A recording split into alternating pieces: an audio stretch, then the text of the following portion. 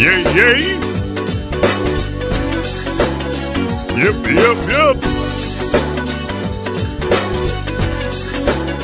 Y'all ready? You're not ready.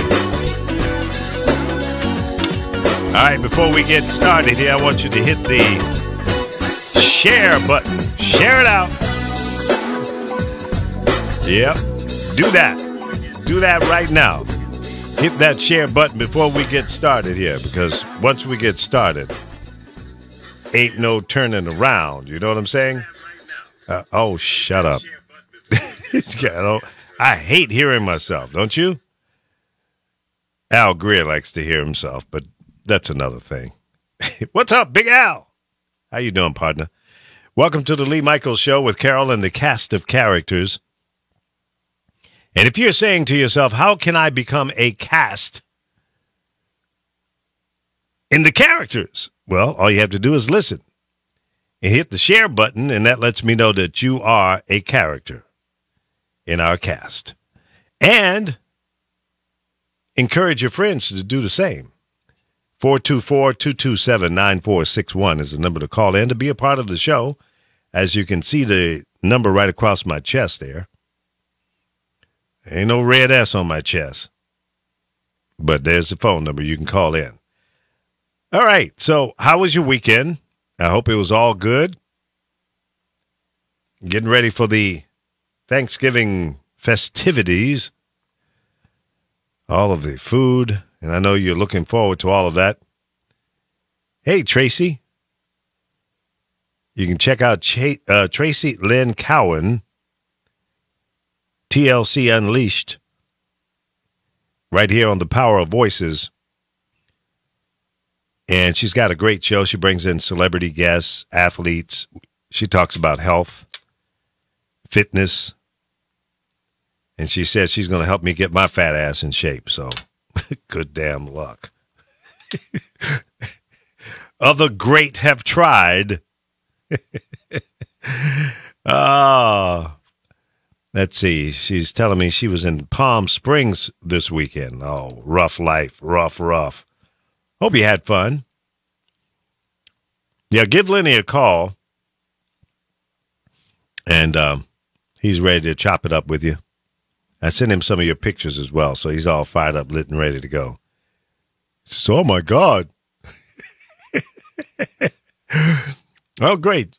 3 guests this week. I'm getting direct messages from Tracy Lynn. So let's see, what else is going on? The president is still an ass. Like I expected something to change. Not. Some things are just not going to change. He's still picking on the UCLA 3. He won't distance himself from the jackass that's running for the Senate down in Alabama. He won't comment on that. So as far as I'm concerned, no words is saying you endorse this guy. And what's a crazy looking chick? What's her name? One of his major advisors. She's saying the people in Alabama should vote for him. Let me bring Chris in because he stays up on this bovine. Good morning, Chris. How you doing, buddy? Good morning. Boom, shakalaka. How you doing, sir? I'm rocking, jocking, and finger popping, drinking my coffee, and I'm happy. Dad, that was so smooth, man. I'm telling you, you should be in radio. Nah, it ain't fun. They wouldn't. I can only do fun stuff. Okay. It ain't fun. It used to be fun. It used to be a barrel of fun. Yeah. But this whole thing, going back to real quick, what you said about Trump and not acknowledging Roy Moore. As a matter of fact, he had a press conference just a little while ago at the White House saying about North Korea and how dangerous they are and a threat. Oh. And then as soon as it was over with, they asked him, your comments about Roy Moore. Mm-hmm. All he said was, thank you very much. Yeah, right. Moonwalking. That's all he said. Yeah. Not even moonwalking well at that. Just, the president, your comments about Roy Moore. Thank you very much. Thank you very much. Thank you very much. Yeah. Yeah, jackass. Yeah, that was it. Yeah, he is. Mm-hmm. Well, the surprising thing, Lee, is that he just might, meaning Roy Moore, will get elected. I mean, look what happened to 45. Yeah, well, listen. Grab him by the pee. Exactly. He can't throw no stones. He's definitely living in a glass house, and he shouldn't be in the house. Right. And then he wants to go off on, what's his name, this other senator that tongue-kissed. Senator Al Franken. Yeah, Al Franken. He wants to go off on him, but you won't say anything about Brother Roy. What's that all about? You want to chop up one guy and leave the other guy, give the other guy a pass. And he's still picking on the guys from UCLA. He's calling on the NFL teams to fire people. Illegal, Mr. President. Right, Marshawn Lynch from the Raiders. Yeah. What is that, man? When does a president come on network TV or on his Twitter account and talk about getting rid of a football player? Are you kidding me? Really? You're over the line, Donald Jackass Trump. You're over the line, man. Back up. He's been over the line. Pump the brakes. Pump the brakes. There's a number of petitions going around trying to get this guy out of office. And I suggest to you that if you don't like what's going on, sign the petition. Let's evict the president. Evict him. Get him out of the house. Make him homeless. Let him go back up his gaudy ass building up there in New York. And I'm surprised the New Yorkers haven't run his ass out of town, really. I want to see the New Yorkers go New York on his ass. Go all the way. Go Brooklyn, Harlem, Manhattan, Staten Island, the whole Queens. Go Queens on his ass. Really? Yeah. Jump up and down on him. Get rid of him. That's what I say. I got two ladies. I had two ladies in the car this morning. I did a little Ubering and Lyft this morning. Oh, okay. And they were from Australia. And somehow our president came into the conversation. They think he's pathetic. They think that he is the biggest fool in the world. And I said, well, correct. Honey, I wish I could have an argument with you on that, but I tend to agree. Did you know in Australia that if you do not vote, you get fined $200? No, I didn't know that. That'll make you get out and vote. Well, you damn skippy. I think we should do that here. And all these lame ducks, these knuckleheads sitting around saying, well, no, I don't like either candidate. But you got to vote for some damn body. Get out there and vote. That's what I say. Bobby Stamps is in the house. I'm sorry, I keep stepping on you down. I'm sorry. Darius, Al Greer, some guy named Chris Bass, John Austin, Dave Johnson. Let's see, where am I missing here? Drushin? What is that? Oh, Drushan. Drushan. Yeah. Drushan Williams. Another broadcaster. Good dude. Okay, Drushan. Change your name, damn it. Deacon Drew, I call him. Deacon Drew. I like that better. Yeah. Okay. Lisa is in the house. Anyway, I just want to say hello to all the early people that are jumping in here. Happy Thanksgiving to you, Bobby Stamps. And don't be a turkey. Don't want to see you up on the table with your legs up in the air. How long have you been using that line, sir? What? Don't be a turkey? Hey, put your legs up in the air on the table. I think that's the first time I've ever used that. But I know Bobby. Bobby will do something like that. Oh, okay. Yeah. I've seen him stand up in a chair in his underwear and show his behind on Blab back in the day. He's a funny guy. Funny. Give everybody the moon. Yeah. Oh, yeah. He was moonwalking in the chair. So rock on, Bobby Stamps. Oh, man. So what else is happening in the world? Yeah, I wanted to give you this exact quote for people out there also on Twitter when 45 mentioned about this whole thing with the UCLA basketball players. Mm-hmm. He said, now that the 3 basketball players are out of China and saved from years in jail.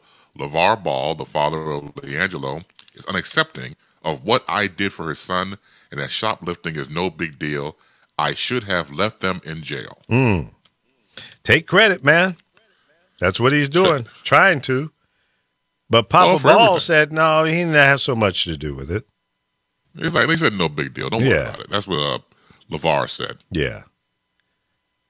I just think that, even if he did or he didn't, put your ego aside. If you know that you made a phone call to the head folks there in China and say, let my people go, then you did it. That's what you're supposed to do, jackass. Right.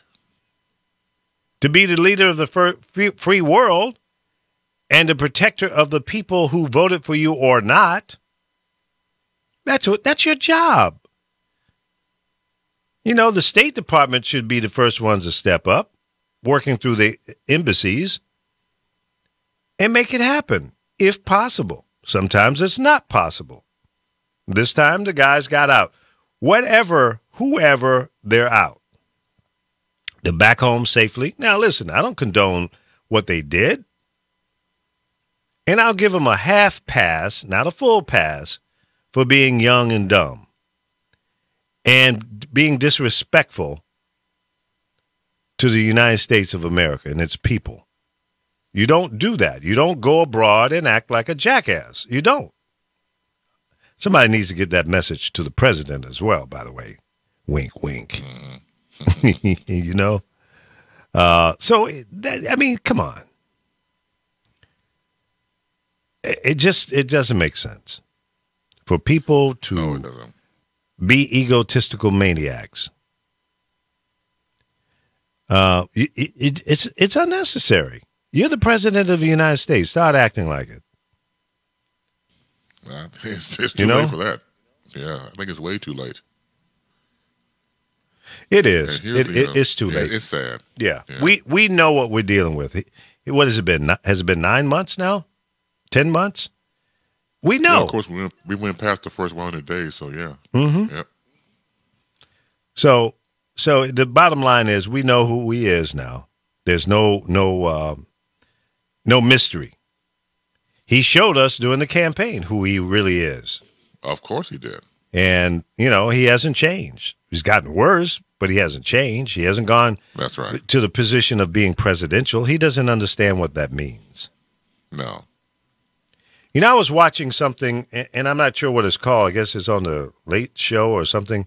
But this guy invites celebrities, recording artists, and what have you, into a car, and they do the karaoke thing. They sing to the songs. You know what I'm talking about? That's James Corden, the Late Show on CBS. Yeah, I found that to be very entertaining, and I he's saw good at that. I saw a clip with him and Michelle Obama. She was getting down.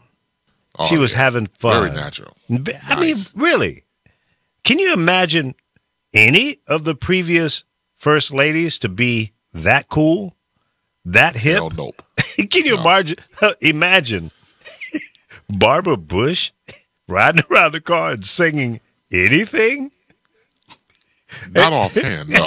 I mean, even the Star Spangled Banner, I would just go like, okay. I mean, that's enough of that. What a down to earth person. And I understand Obama also made an appearance on there and did his thing. Oh yeah, Barack Obama, former president, he did Saturday Night Live and other programs. He has a natural comedic timing. He just his timing is perfect. No doubt about it. And I want to look for that one. These are video clips on YouTube. So that was the first time I had seen it. It was quite entertaining, and I saw the one with Adele on there as well. And I was watching it, and I'm saying, "Damn, she looks like Adele." It is. Wow, how cool is that? We have a caller. Welcome to the Lee Michaels Show with Carol, but she's not here today, and the cast of characters, and you're one of them. Who, me? Yeah, you. Oh, me? Okay. What y'all talking about? Here's our favorite caller that doesn't listen to the show, but he calls in and says, what y'all talking about? Ron Ellison, ladies and gentlemen, the president of the California Red Tails. And if you don't know what that is, you must not be a pilot. Or you've been sleeping in a cave. I think you all were talking about the show last night, and is that what you were talking about? No, I was talking about some video clips that the guy from the Late Show that he gets in a car and then interviews people, talk to them, and then they start singing to various songs. And typically, James Corden. Yeah. Oh, okay. Yeah, and I had never seen it before, so I saw it last night for the first time. Oh, okay. I've never seen it. Yeah, well, you're in bed by that time. Old men are in bed, by 10:30. Check that out. Hey, what's up, Ron? How you doing, man? Ron, can you hear Chris? Did he go to sleep?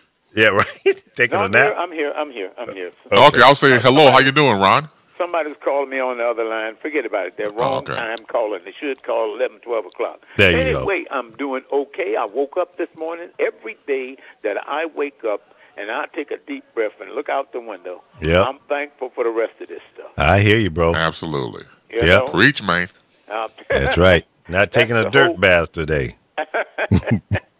That has become very important to me when you are my age and then you've had some problems and got over them. Yep. Boy, am I lucky. That's right. You know what I mean? That's right. So for that, and I'll get off of this, 2 weeks ago, I was telling the lead last time I talked to him, 2 weeks ago on Saturday, I went to 3 funerals at the Inglewood mortuary in Inglewood, California.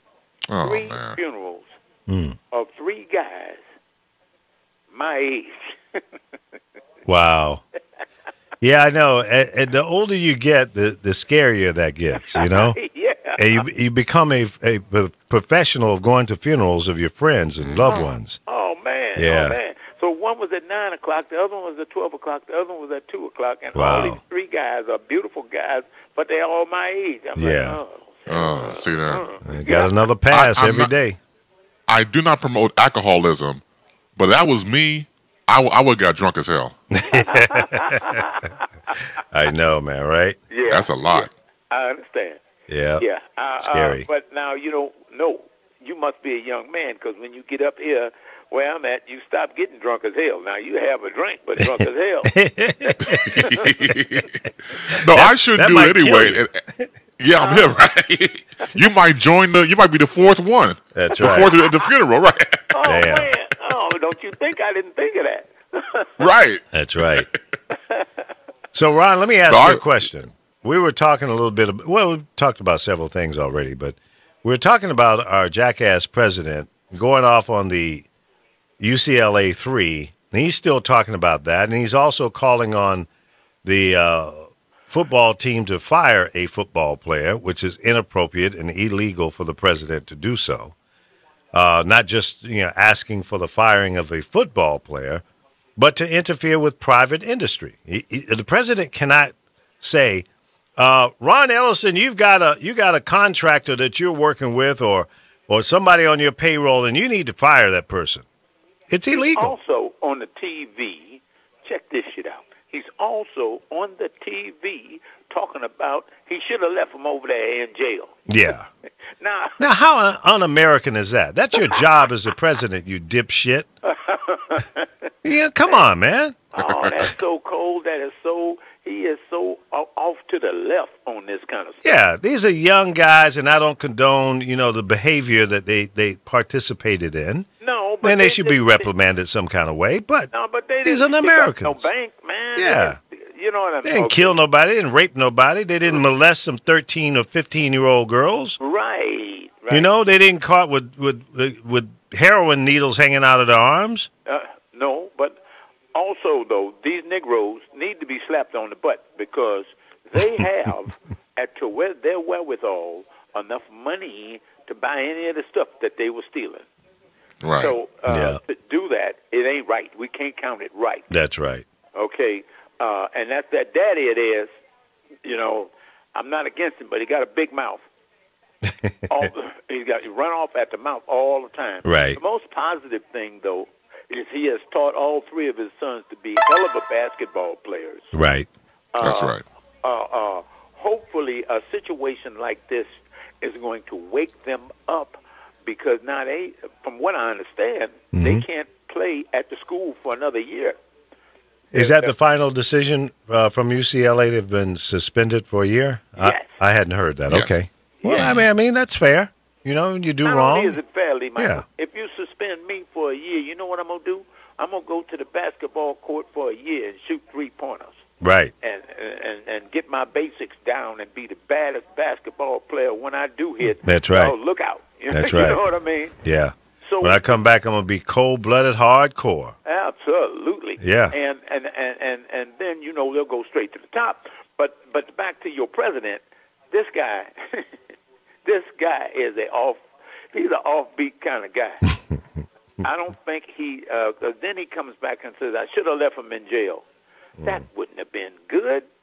No. But now, excuse me, y'all, if I say this. I wonder did part of that have to do with the fact that they was Negroes? Well, let me answer it this way. He has not come out against the guy down in Alabama that's running for the Senate that's been accused, by 12 different people or something? Yes. For sexual harassment and molestation with kids. But he can come out and talk about some kids in college?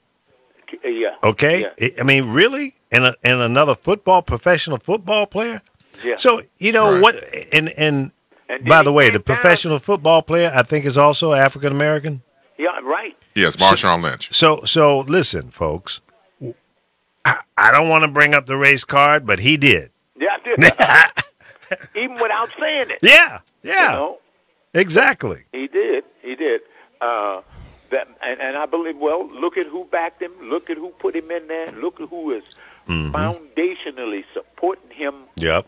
to death today is that those people over there. That's right. You know, now when you get to the rest of the people, that's why I don't know whether he gonna make it next time as president. You get to the rest of the people, you got all. I think what he has done here is motivated, and I hope it's motivated the Democrats to do something they ain't been doing here lately. You know, you look over there in that town next to St. Louis. What was the name of that town? East St. Louis? Huh? No, not East St. Louis. Over there where they had all these problems this last summer. Oh, and Ferguson. Ferguson. Yeah. Yes. When they went to vote, 17% of the black voters voted, and so because of that low turnout, the mayor and all the people that was running the town and that racist kind of vibe won again. Okay, so hopefully what's happening and all this stuff that Trump is doing, this is my own look at it, hopefully it's motivating people to do something they should have been doing in the first place. Right. Yeah. Well, sometimes that message is received and people respond to it appropriately, but apparently the people in Ferguson fell off the log, went to sleep, and business as usual. If you're Right. saying 17% of the African Americans in Ferguson Right, turn out to vote, right. that's ridiculous. It is ridiculous. You know, so waddle in your own slop. Exactly. See, and to tell you the truth, this is me personally, when I look at a black person that don't vote, I'd like to slap them because most of them probably don't remember how it was in the 50s Yeah. and the 60s, even if they was here. That's right. They probably wasn't here. You know what I mean? Yeah, exactly. Remember how it was before we could vote, how we lived Yeah. before it. Hey, man, the most important thing that we can do today, as far as I'm concerned, is vote. That's right. At least. And Yeah. I was having a conversation with a couple of ladies, and I said it before you came on, I think, from Australia, and we somehow got to talking about politics and our president, and they said to me that in Australia that you get fined if you don't vote. Oh, really? $200 if you do not participate. Really? Yeah. That's right. Well, So now, is that good or bad? well, they have a high voter turnout, so I guess it's working. And she says that there are some people that still don't participate, And she said it was largely between 18 and 34-year-olds. Okay. And the old fuddy-duddies, they come out and vote the same way, and, nothing ever changes. But, Right. why is it that in third-world countries even have a higher percentage of voter turnout than we do here in America, the free world? Oh, because we think we free. Hello. Well, that's part of it. And the other part is we're stupid. We're not paying attention. We'll convince ourselves your vote don't matter. But then when the outcome comes out and they're not happy with it, well, my question is, did you vote? Well, no, man, I didn't vote for either one of them. Well, shut the you-know-what up. I'm with you. Don't come crying to me. I don't even want to have a conversation with your dumbass because you didn't vote. Exactly. So you don't count. Exactly. And then you think that you get up and you go and do what you do every day. Yeah. And that you do what you do, but it don't count with nobody else. That's exactly what these people think. Because I have 4 friends that don't vote. I'm thinking about getting rid of their ass. Delete them as friends. Yeah. Yeah. I hear you. Yeah. It's a waste of energy and time. Let me say hello to a few people here. I'm Laura sorry. Rice has checked in. Was this Reese? R-E-C-I? Kirk Townsend, Anthony Davis, and Val Rhodes. Val and I grew up together in Norfolk. She lived really? right down the street from me. We went to school and everything. Well, she actually went to a different high school than I did. Okay. And, did you have a crush on her?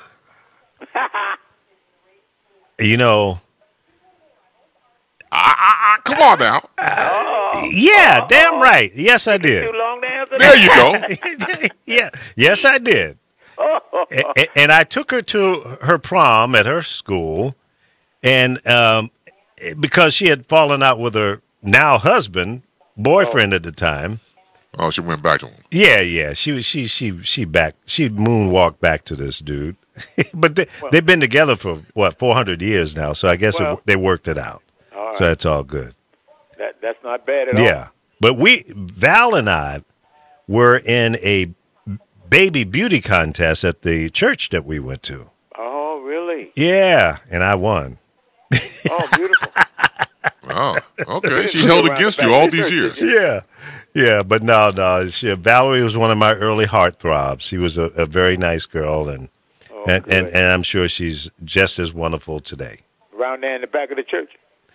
What about the back of the church?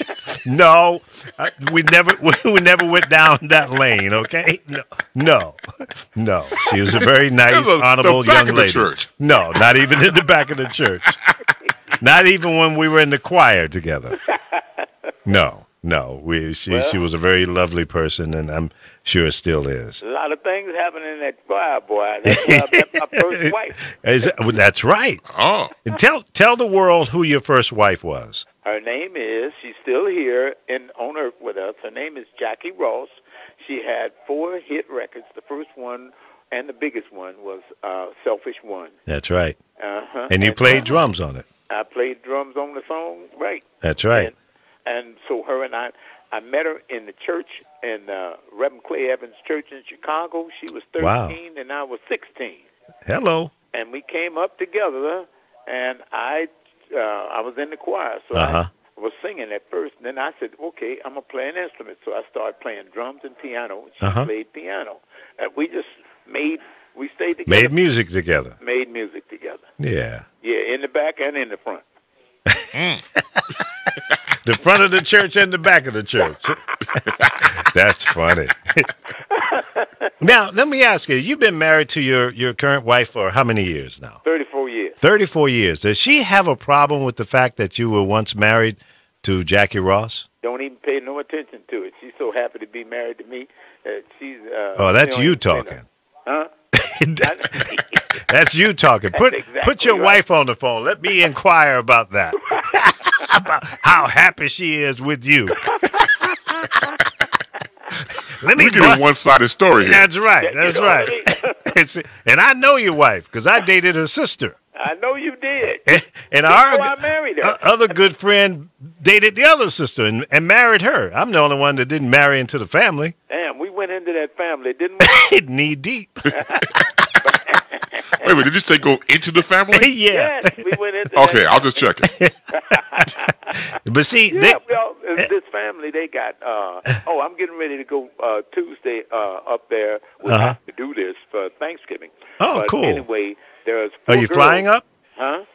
No. No. Okay. I'm not flying up. I'm going to drive up Oh, because okay. I got to take all these cakes and stuff that Oh. these girls done cooked up. And Oh, stuff. yeah. And my wife and my 2 daughters, we all going up there with this car full of clothes and all that. And No, too much boy. stuff on the airport. It's gonna be like the Beverly Hillbillies. Right. The other thing about the airplane, though, Lee, I've just come to this at this point in my life. I won't fly with my wife and my 2 daughters in the plane with me. Right. Because if something should have to happen and I get a heart attack, then the whole family gonna die. Yeah, that's right. Well, you better teach somebody how to take over the stick, man. Well, what I'm doing, my daughters, I want to teach them how to. They don't have to get the license or nothing, but learn how to take off and put it down. Land. Yeah. Definitely learn how to land. Absolutely. Okay, so then I can take them with me and feel comfortable because they don't need the navigation and all that. That's they right. Need to know where. This nigga's dead. Open the door, kick his ass out, and let's put this thing on the ground. That's a cold-blooded family, man. Hey. Hey, said, wait a minute, Dad. You got that will in place? And is my name on the list? If not, hey, kick him out. Okay. Now you flying the plane. Huh? Hey, this is nice atmosphere. Hey, Daddy, what do you think? Daddy? Daddy? Uh-oh. Oh, shit. He's taking a dirt nap. And there's no parachute in the airplane. Oh, oops. But when you fly with me, Lee, I fly at 8,500 or 9,500 feet. That's right. The reason why I do that, it's 1.5 miles over the ground, but if something happens to the engine, it's going to take me 25 minutes to get to the ground, and I can glide for 40 miles. You can glide for that long? Yeah. So that's nice. Find somewhere to land. That's why I don't fly at 3,000, 4,000 feet. Right. I get on up there. So I got time on my side. But now, if you in the plane with me and I have a heart attack, your ass is grass. Yeah. Well, hell, if I'm up there with you, and as little as I know about flying, I mean, I can probably do a little something, but I'm going to have a heart attack, too, so we're both going down. Shit. I'm getting some breaking news here that Della Reese has passed. Oh, no. Yep. Well, you know what? I remember this lady, y'all, from back in the 50s. Now, back in the 50s, and we had the black neighborhoods, and she would come through the black neighborhoods, and she would play at, like, Club DeLisa. Mike, have you ever heard of Club DeLisa? No. Is it in Chicago? Yeah, in Chicago. Okay. But when you came along, Mike, it was the club. It was called the club? Yeah. Purvis Spann. You remember Purvis Spann? Yeah, of course. Yeah. He owned the club. Okay. Yeah. Well, the club, before Purvis bought it and named it the club, was the Club DeLisa in the 40s. Oh, okay. Got it. All right. Okay. So I'm not that old, so I don't know about that. Exactly. That's what I'm trying to tell you. Big time club. I mean, when she would come there and play there, and people like her would come and play there. Nat King Cole would come to play there. Everybody in the neighborhood would be there. Of course. You know what I mean? Yeah, that was the spot. That's right. For black entertainers. Della Reese died today at the age of 86 years old. Okay. So she was a tad older than you. Yeah, but you know what? That and I think, all the things that lady did in her lifetime, and she lived till she was 86. She had a good life. Yeah, born 1931. Absolutely. And she's a credit to her art and a credit to her race. That's right. She's a beautiful lady. Yep, we're going to miss her. Sorry to hear that. What I also liked about people that era, like her and, say, Red Fox in particular, was that they looked after each other. Yeah. So I was reading somewhere, in fact, a friend of mine whose father used to, book acts in Chicago and various nightclubs back in the day, would say how tight they were. For example, they would open up for each other if the other person was opening act and vice versa. And then you fast forward all those years when they went to Hollywood and made their own successes, they still looked after each other. Sure.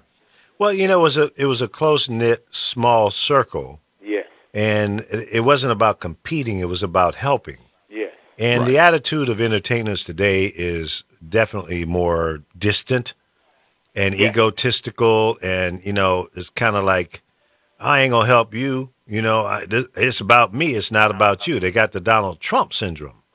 Well, you know what, guys? You all just brought up a heck of a subject there that I so relate to. Remember, Lee, I got out of school in '62 as a musician, Mm-hmm. and then I started to travel in '64. I got a job with B.B. King. Was the first tour that I made. And Okay. playing with B.B. King. And then I came back with my wife. We made records. Uh-huh. And then we went out on the road. And what this young man just said, like on our first tour, Sam Cooke was the head show guy. Mm-hmm. And then after him was the Drifters and a couple of other artists on the show. Right. And we went on this tour. And check this. We would go for them on this tour now. And y'all talking about protecting each other? We had to protect each other because this is before the interstates. So when you leave Memphis going to New Orleans, you're going down Highway 61. That's right. Well, hey, man, all of us would get to the town and we would go to the black neighborhood because that's where you got to go. Right. And they had a black hotel and a couple of other houses there. Like, I'll never forget, you go to Jackson, Mississippi, there was 4 houses. These ladies owned these houses, 5-bedroom houses. And you go in there and get one of them bedrooms. Right. And you would wake up in the morning, they cook breakfast for you. They wouldn't cook dinner because you had to work and all that kind of stuff. Right. But it was a close-knit environment. And wasn't I'm watching all this stuff on the TV now where they talking about people raping people and asking them for their body and all this kind of shit. Right. Right. That didn't happen back then. Like the young man said, we protected each other. That's right. That was a really cool thing. It really was. So once you got in the groove, in the environment, in the mix, there was 2 guys in America that when I came along, his name was Henry Wynn. You remember Henry Wynn? No, I do. Yes. Oh, do you? I do. Okay, Yes. Henry Wynn was out of Atlanta, Georgia. He would put a 40-date tour together, and all the black acts would play for him. And then when you come west from Texas to California up to Seattle, Charles Johnson was the promoter, black man. And these 2 guys was big, man. So when we're talking about this, and I'm going to shut up now, but when I look back there, I swear to God, I wish it was like that today.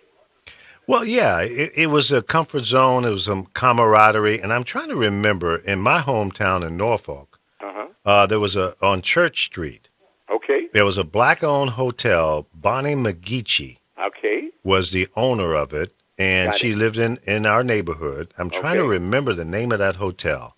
Okay. But if you were a black entertainer and you came to Norfolk to perform, that's where you stayed. Right. That was it. You couldn't go to the Holiday Inn or the whatever because you weren't welcome. You know, Do you remember, are you old enough to remember the Green Book? I've heard about it, but no, I don't. The Green Book was put together by some business people in Washington, D.C., and the Green Book gave you descriptions of all the restaurants, the hotels, the rooming houses Wow. where black folks could stay, and if you needed your car repaired in a certain town, all that was in the Green Book. Wow. So the Green Book was all about the black neighborhood. Didn't know white folks had a Green Book. Right. Just black folks. So we had a way of doing how we did, you know? Well, yeah, it was about survival and camaraderie and working together and Right. survival. Exactly. Exactly. And protecting each other when you left Chicago and went to what's the name of that place? As one stop before you got to Memphis. Think of it and then start with Coming a K. from the north? When you come from Chicago and Okay. you stop in, no, it's a city. not Kalamazoo. That's in Michigan. Yeah. I'll think of it in a minute. Then you go from that city, and then you go to Memphis. Okay. Right. Cairo? Huh? Cairo? Cairo? Yes. Yes. So that had a nice black community in it. All these places where you go to stop had the black community because you couldn't stay in the white community. So you had to be careful. We usually traveled at night when there was not too much traffic on the road. And man, the maintenance on them cars and them station wagons was top notch because you didn't want to break down Right.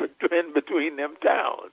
You know, It was called the Plaza Hotel on Okay. Church Street in Norfolk, Virginia. okay, Yeah. all right. And the lady that owned it, her and her family lived in Lindenwood, where I grew up, and everybody knew everybody. Okay, yeah. My yeah. parents were friends with them because they all went to Booker T. Washington High School. Because there was only one black high school in town. I know. And there was, right on our street, there was a doctor, a beautician. Around the corner was a black lawyer. Across the street from us, the guy owned the neighborhood grocery store. I know and y'all had a nice restaurant around there. Oh, yeah. Couple of them. Absolutely. And then there were people who worked for the government down at the naval base. Okay. And postal workers. So it was a middle class black neighborhood that we all grew up in. But we didn't know whether we were middle class, lower class, or what kind of class. It was everybody knew everybody. Everybody knew it, right? Did right. commerce with each other. You went to one or two churches in town, and and that's the way it was. And where y'all was at, y'all knew how to swim, didn't you? Oh yeah, absolutely. Well, in Chicago, you find a black guy that came up when I came up. You gonna really search hard to find somebody that know how to swim. That's crazy. And I think it still exists right to this day. Now, Chris, do you swim? Who? Hell nope. I Now, don't see, either. Chris is in Chicago, and I can't believe that. Well, I don't here's swim. why you can't believe it. Here, check this out. I grew up on a few places, but let's take 55th and Michigan Avenue. Okay. Now, All right. in order for us to get to the lake, we had to go through the white neighborhood. And then when we went through the white neighborhood, we had to go to the black beach, which was down on 31st Street. So by the time you made a trip to the beach and back, the trip just wasn't worth it. So Right. we Exactly. just said, the hell with that swimming. Let's play some basketball. That's right. Right. Cut this trip short. Right. That's So interesting. See, where you grew up, you right there on the water. Yeah, I mean, we're on the Lafayette River, Chesapeake Bay, the Atlantic Ocean, and we're surrounded by water. Now, there was once upon a time, there was only one or two beaches that if you were African-American black folks could go to. Okay. We couldn't go down to Virginia Beach on the Okay. Atlantic Ocean. There was Seaside Park. There was City Beach, a city-owned beach, and that's where I learned how to swim. My Uncle Bill, we would go to the beach, City Beach, and he'd pick you up and throw your ass in the water. And either you swim or die. He taught me how to stroke and, stay on, float and stay on top of the water and all that. And then I became a Boy Scout, and I got my merit badge in swimming and first aid and lifeguard and all the different things related to water. But yeah, I mean, that was it. Right after you learned how to walk, your ass was in the water. That's what it's right there. See, Yeah. That's what I'm trying to tell you. Yeah. Where we was at in the black community, there was two black communities in Chicago, one on the south side, one on the west side. Mm-hmm. Well, the west side was even further from the water, Right. and they didn't have no swimming pools in the black neighborhood. That's right.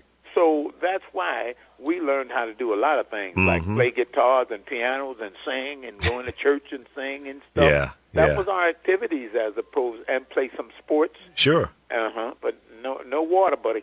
I just posted a link there on my Facebook page, Church Street, The Golden Years. Okay. Kind of give you a little history lessons from 1930 and 40s on Church Street, which is a thriving business district in the black neighborhood. It was, Yeah. businesses and what have you. In fact, when Mount Olive Baptist Church that I was born and raised in and baptized there, once upon a time was a wooden frame church, and it caught fire, probably from the potbelly stove in there that Okay, caught the place on fire and it burned down. I understand. Well, my dad went to the neighboring businesses and raised money to build a new church. And a lot of those businesses were either black-owned or owned by Jewish people. And he was able to raise enough money to build a brick church, which still stands today. That is amazing. That is Still amazing. stands today. And I'm going to tell you something else that's amazing that you just said. Same thing in Chicago, on the west side and the south side where the blacks were. In the black neighborhoods, we had black business people and we had Jewish business people. Sure. Now, the reason why we had Jewish business people is because over on the northwest side, the northeast side, and the far west side where whites was, whites didn't allow Jews or niggers over there. So the Jews had to come with us. Right. They lived in their own neighborhood in Skokie.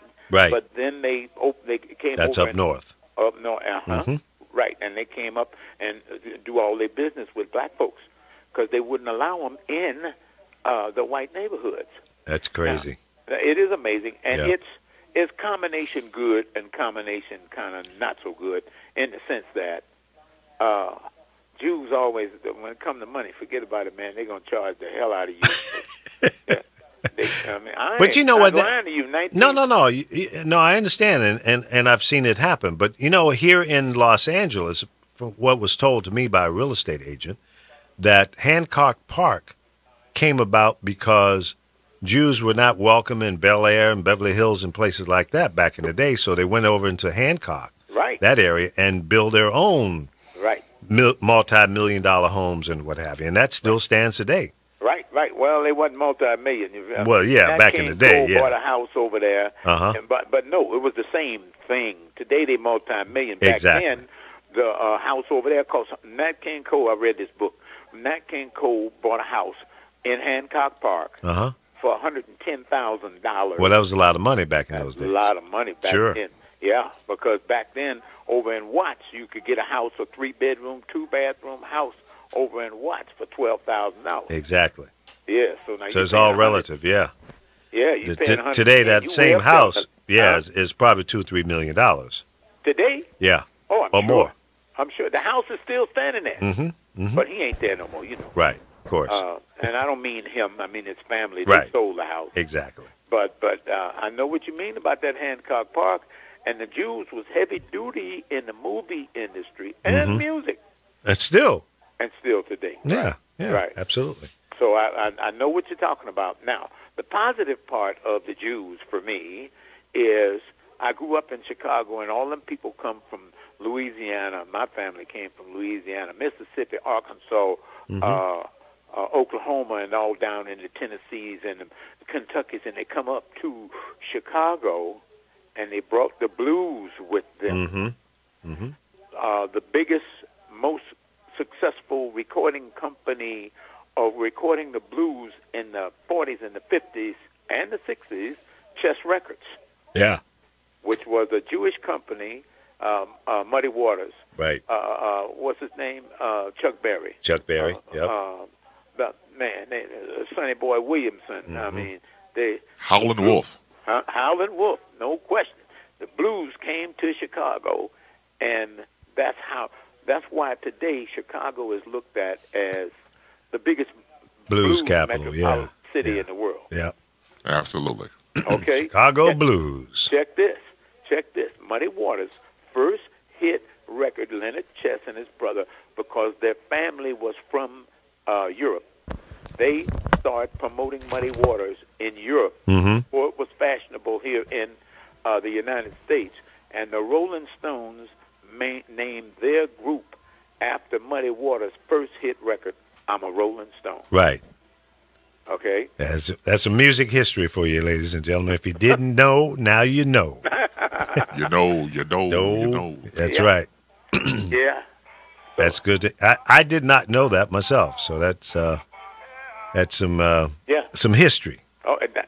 That's and the whole history thing, and I don't want to get too deep on this, but the whole history thing about the blues, and I hear people say I don't listen to no blues. It hurts to hear that when I hear people say that. Because you do listen to the blues, you just don't know it. That's right. R&B is the blues. Yeah. R&B is rhythm and blues. Exactly. Okay. Thank you. And Muddy Waters made a statement in the Billboard magazine in 1981. I'll never forget reading it.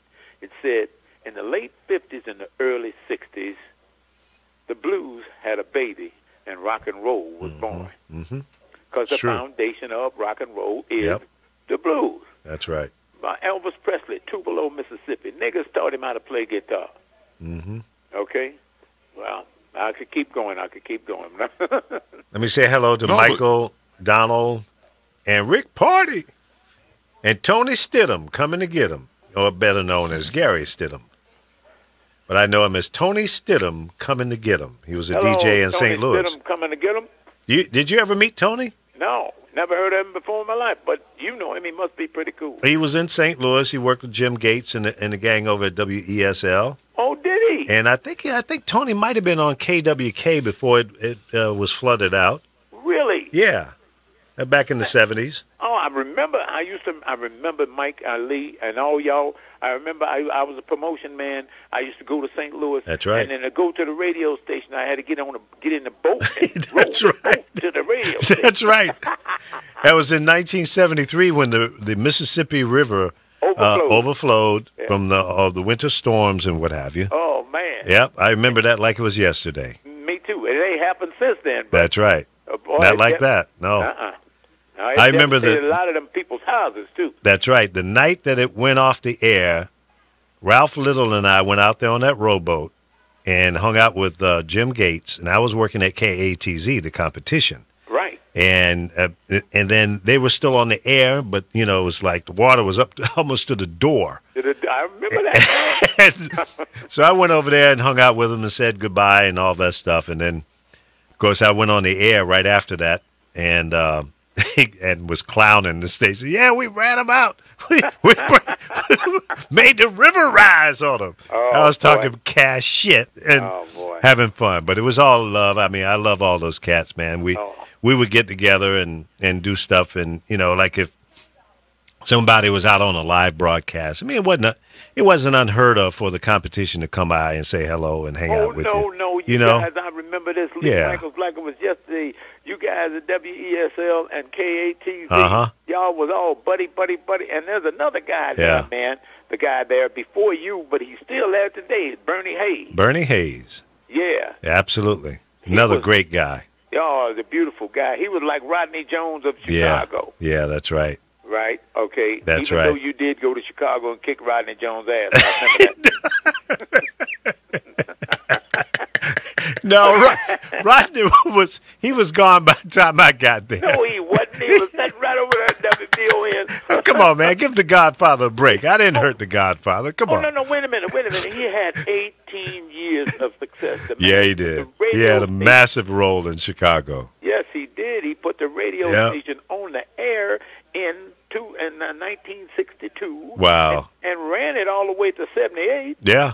The first time I met Rodney Jones was in his office at WVON when it was over there. What was that street? Kedzie. Over there, Kedzie, by the railroad track. Yeah, and I came in town with another radio buddy of mine, and we went over to see the PD over at WGRT at the time, Sonny Taylor. Sonny Taylor. Yeah. And I was working at KATZ in St. Louis. I remember. So the record guy that worked for Motown said, "Hey, Lee, why don't you come hang with me? I'm going to go over and see Rodney Jones." I said, "Rodney Jones? I can meet Rodney Jones?" I'm like, he was huge. Huge, beyond huge. He was like a legend. Yeah. I said, "Hell yeah, let's go." So I go over there. It was record day. So we go in the office, and Rodney was sitting at his desk, and there was a chair next to the desk where the record guy was sitting in, and I was sitting on the opposite side of the desk up against the wall in a chair. So I'm watching these guys go through their little motion. The guy was saying, "Well, hey, man, I really need you to play this record this week, and, it's a hit," and blah, blah. Rodney would take, it was 45s, and, the 45 was in a little sleeve. And Rodney looked at the record and said, "It's a hit, huh?" He goes, yeah, man, you need to jump on this one. He goes, this is going to go all the way. Rodney looked at the record. He looked at the front of it, the back of it. He looked inside the envelope, the sleeve. He put it up to his ear and shook it and threw it in the trash can. He goes, I can't hear it. He said, man, come on, you didn't play it. He said, I can't hear it. Ain't nothing in it. Oh, no, he didn't. No. And I'm going, no, he didn't do that.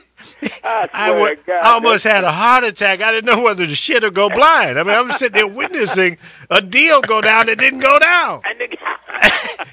When Rodney said, he put it up to his ear and shook it. They would never mention the key word. Nope, never. Nope. They didn't want the shit to go where nobody could put their hands to it. That's right. All he is looking. He shook it, looked in the envelope, and said, ain't nothing in it. Ain't a hit. Threw it in the trash can. I went, no. I've been there. Oh, now, God, that was funny. You know what WVON means, don't you? The voice of the Negro. Correct. Yeah. Now they call it the voice of the nation. Well, yeah, well, we know what that is. Yeah, right. You know? Yeah. But it's not as strong as it. In Chicago, WVON, Lee, until you got there, was the king, buddy. They call it the Black Giant. That's right. Yeah, that's true. And that one right there, and what's the name of that station in New York where Frankie Crocker was? WBLS. WBLS and WVON was, if you had them two stations there. Yeah, you were good to go. 20 more stations are going to fall. That's right. I never programmed WVON. I did work side by side with them when it was sold to Globetrotter. Well, yeah. And that's when I came up to WGCI. Right. And taught Barry Mayo how to program a radio station because he didn't have no idea what the hell he was doing. He had 870 current songs on his playlist. I said, dude. Damn. You can't play all these damn new songs. So anyway, that's another story I'll tell you guys. But yeah. I did work at WBLS as the program/operations manager as well. So to follow in the footsteps of some of the great programmers that preceded me. Oh, man. Was just, it was amazing. Now, here's a name that I bet you know, Keith Fry. Oh, man, do I know him? I know Keith Fry on three different levels. First of all, Keith, now watch this shit. Keith Fry, him and his group out of St. Louis had a record called Dreaming Out of Season. Oh, boy, great song. And it was on Stan Lewis's label out of Shreveport, Louisiana. That's right. And it was the first song I ever promoted, Lee. Is that right? Yes, the first song. That was the Montclairs, correct? That's right, the Montclairs. So I had just turned from being a musician to going into being promotion man. Mm-hmm. And the first songs that I promoted was the Montclairs, and I also promoted Earth, Wind, and Fire, even though I didn't work for Warner Brothers then. But Earth, Wind, and Fire, we all grew up together. So I'm helping them. So do I know Keith Fry? You better know I do. All right. And then he got out of the group and started working for Stan Lewis also. Mm-hmm. But I was working in the Midwest, and he was working out of the South, the Atlanta. That's South right. East. And he's still down there. Yeah, he's still. Now, wasn't his brother in that group as well? Yes. Right. Yes. Now, we've got somebody else on the phone here. I almost forgot about them. I hope they're still there. Who else do we have on the line? Hello? Maybe they hung up. Whoever it was, call back. But now, where's the guy in Chicago? He's in Chicago. Chris Bass? No, the guy that I don't know his name, he's in Chicago. Chris Bass, the guy that's on the air with us? Yeah. Somebody else? Yeah, I'm right here. Yeah. Oh, okay. Now, your name is Chris? Yeah, he's Correct. a radio Yes, guy. I can tell you're a radio guy because the way you sound. For real. Yeah, it's all smoke and mirrors, sir. Hey, man, now, you know what? I'll tell you something. You guys have helped me a hell of a lot. I've been flying airplanes for 29 years, and I always get complimented on how clear and clean I communicate with air traffic control around the country. Yeah, you do a good job. But the reason why I do a good job because I've been hanging out with y'all for 35 years, 40 years. And the one thing I noticed about radio people, you guys speak with a certain cadence, and you speak, and every word you cover want to be understood. You don't want to have to repeat it again. Well, that's true. That's what I think. Phil Perry was also in that group, right? Right? Yes, Yeah. he was. Yes, he was. Yeah, Mr. Damn, I Stidham forgot about reminded me of that as well. Yeah. He's a we- pretty good songwriter, Lee. Oh yeah, and a damn good singer. Yes, he was. And did you ever hear him whistle? Yes. But, it was a shame to me, guys like him. It was a shame to me, guys like him, who had the talent that he had. He never could hook it up and associate it with a hit record. Yeah. And I'll tell you another guy like that who was an extremely talented guy who never had he had one big hit, Larry Graham. Oh yeah, yeah, Oh, and a good guy. Oh, good guy. Wonderful guy. And a great musician. Oh, hell of a bass player. And a hell of a singer. Yeah. Oh But yeah. One in a million. One in a million. Uh-huh. And I will An never anthem for weddings. Huh? It was an anthem for several years for people getting married. A wedding song. Yeah. Oh, Yeah. incredible song. Right. But I So, Lee, you heard remember it 3 times, right? He did Don't what? be a smart ass, okay? He what you say? Oh, He said, Lee, That was you saying heard- because Lee was married 3 times. Yeah, no, he I heard never- the song 3 times. I never used that song because it was too much. And then he also had one called "When We Get Married." yes, he did. Yeah. Yes, he did. Yep. But my favorite was the up-tempo. What was the name of that one? It's a real up-tempo. Well, he had actually a couple up-tempo one. Sooner or Later. Uh-huh. You remember that one? Yes, I ooh, You promoted them all. exactly. And then the other one was, it was kind of a rock-flavored thing. Oh, God, what was the name of that one? My mind is a blank on that. But I'll tell you what I do remember, Lee Michaels, and you were there at the Keel Auditorium Oh, yeah. in St. Louis, that we did a tour. I did a tour with Graham Central Station, what's them boys out of Ohio? Ohio players. Ohio player, yes. And so they had about 4 good artists on this show, and they made the mistake of putting Graham Central Station Right before the Ohio players. Oh my God! He And the place- blew them off the stage. Not only did I see it in St. Louis, when I went to work for Mercury Records, and I'm out on the road in the Southeast, based out of Atlanta, and so the Ohio players were on tour, and that same Graham Central Station, BT Express, and Brick. Right. Okay. Oh, yeah. Man, listen. About 6 nights in the 12-night tour in the Southeast, the Ohio players went out and bought new uniforms, some more equipment, and they still couldn't deal with Larry Graham blowing the stage up on his last song. No, so I was on that whole tour, man. Right. And what they did was Ohio players said, "Hey, the hell with this star shit. Put us on before Larry That's right. Graham Central Station." Let him have it. Because when the Graham Central Station got through with the show, shit, people was going to get popcorn and shit. They were worn out. He drained all of the energy out of them because they were on their feet jumping up and down the whole time. What do you saw? Do you remember that? Oh, hell yeah, I remember. Oh, you thought it was a bomb, man. Yeah. 20,000 people jumping up and down.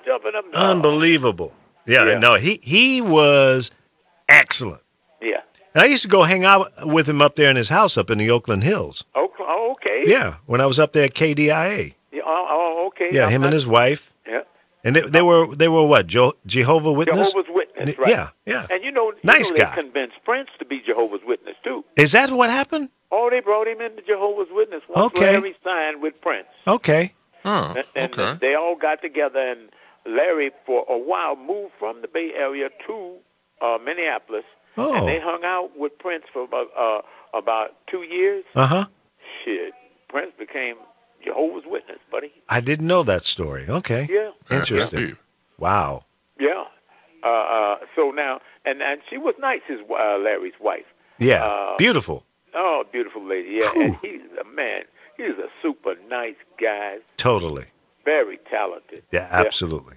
Uh-huh. He used to be with Sly Stone. Huh? Sly and the Family Stone. He was the bass player in Sly and the Family Stone. That's where they come from. That's right. They came from Oakland and Vallejo. That's right. Sly came from Vallejo. Right. And Sly put the band together. Sly was on the radio. That's right. And then Sly put the band together. He went to the club and he saw Levy playing. Said, hey, man, come play with me. Yeah. I got to tell you, man, that Sly and the Family Stone, if it wasn't for drugs, they'd have went through the roof. Ooh, Lord have mercy. That was an incredible band. No question. But he was always late. Yeah, because he's always on them drugs and shit. That's right. Well, thank God he won a lawsuit a couple of years back now. A couple of million. Yeah, a few $1 million, and I hope that he can get himself on his feet, and I hope that he has by now, and hasn't gone through all the money. The blessing is he's still alive. Yes, that's a miracle. Yes. Yeah. I remember they first hit Hot Fun in the Summertime, 1968. Hot Fun in the Summertime. Yeah. Oh, that was a jam. That was my song. I'm going to tell you, man, they turned the shit around. Because before Sly and the Family Stone, you had the Temptations, the Drifters, the Dells. Yep, Four Top, Delphonics. Supremes. The Supremes, Moments. All them kind of groups. Yeah. You didn't have the bands. That's right. And so Sly and the Family Stone was the first band. And crossed over. Yeah, big time. Big time. Yes, sir. Yeah.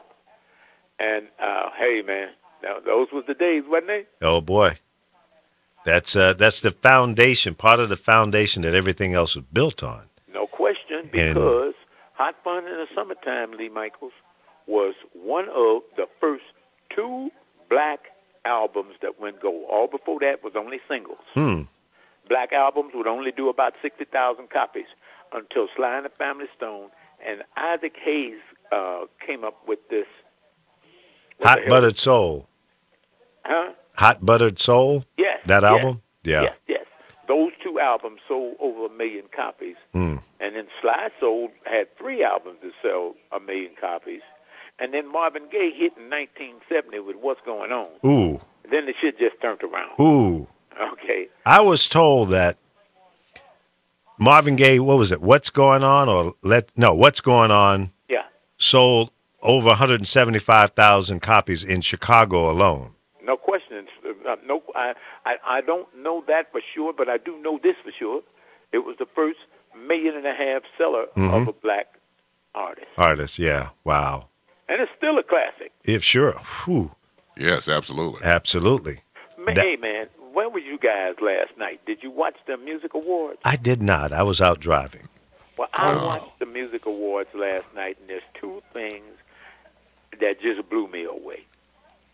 Christina Aguilera is a bad Mickey Ficky. Oh, she can sing. She can sing. Man, I never knew that before. Oh, boy. Oh, man, that girl can She blow. Can blow. I Absolutely. swear to God, she got some black in her. She's Latino. Or maybe Latino. handsome. Latino. Exactly. Hey, Latino with a taste of nigga somewhere. Yeah, boy, she can blow. There's no question about it. I've always said that. Out of all of the young ladies that came along about the same time that she did, she was absolutely the better singer of all of them. Absolutely. I know. Hey, She's still badass. Last night I've been hearing her name here and there because, I'm in the real estate business. I'm not in the music business like we all used to be. Yeah. And I've heard her name. I saw her last night. Oh, man. She want a fan, buddy. She is bad. Yeah. And then the she other ain't no part joke. of it that I liked a lot was Diana Ross's daughter was the master of ceremonies throughout the show. Oh, nice. And then at the end of the show, and in the middle of the show, her and Jamie Foxx and his daughter did a skit together that was really pretty. Nice. Really good. And then now you come on down to the end of the show, and then they highlighted Diana Ross. And was she there? Out, okay, cool. She was there. Oh, she was there. Was she there? Come out singing and shit like it was like cool. Stopping the Name of Love and shit. Wow. And then as a finale, she called up her family, her grandkids, and her daughter and her son. She got a son. I've been seeing this nigga in movies. Didn't know it was her son. What movie? That wife beating her? Huh? And that wife beating husband hers? Oh, is it wife beater? Yeah. No, I seen him in movies. I ain't. No, not her son. Her Her husband. You saw him. You just don't know who he was. But Yeah, probably. The anyway, ex guy. she called up her family on stage and called them up there. Smokey Robinson, Barry Gordy, Mickey Stevenson, and then her kids and her grandkids. And it was a real nice finale. Nice. Now, I understand Bruno Mars won Artist of the Year. Yes. He's Yes, he badass, did. too.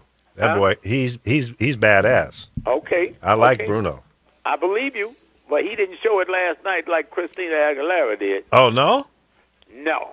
They played a lot of songs by him, and he did this kind of shit they do today, man, where the music is playing and the lights is flashing in the back. And, Yeah, and a lot of they dance, and theatrics. everybody dancing and flipping and flopping. Right. You know, whereas when I came up, you better sing. That's right. You better sing, you know. Well, see, you're absolutely right. And the real test to all of that is if you're up there on the stage performing and something goes wrong, some of the sound system goes down. If you can't sing it without the music, then you need to go home. You are absolutely right. You know, so that's the And we kind have of a lot singers I that love. Today, Lee. Mm-hmm. Oh, We no have doubt. a lot of that today, and it's because the foundations are not there. And we got these computers where people can get on these computers and make shit happen in 15 minutes that used to take That's a long right. time. Now I'm playing a little Sly Stone in the background, Everyday Okay, People. You remember this?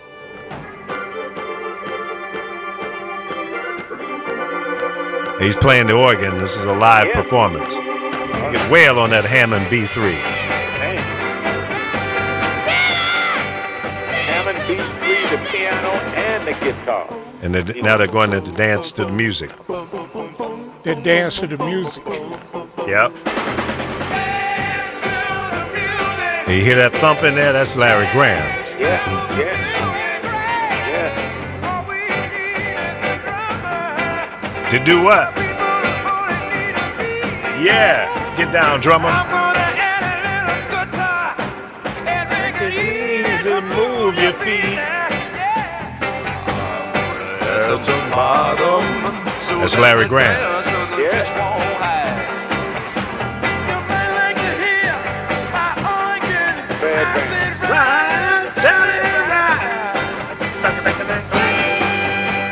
And see, that was a real band, folks. Oh my God! That wasn't no was joke. bad, man. You That know was a what, real Lee? band. We're gonna be put in Facebook jail. And you know what? All Yes. of these, now watch this, Jack. Watch this. And I humbly swear, I know for sure because I was right there in the very beginning, and we all grew up together. Earth, Wind, and Fire is a copy of Sly and the Family Stone. So is Kool and the Gang. Yeah. So is War. All them groups, man. Yeah, it came, that's true. They all come from a copy of what Sly and the Sly Family Stone, yeah. accomplished in That's true. 68, 69, 70, 71. He inspired a lot of them. Huh? He inspired a lot of them, if not all of them. Yeah, yeah. And some rock bands. Oh, yes. They started biting on him. Yes, they did. You are right. I don't, man, you got me thinking now.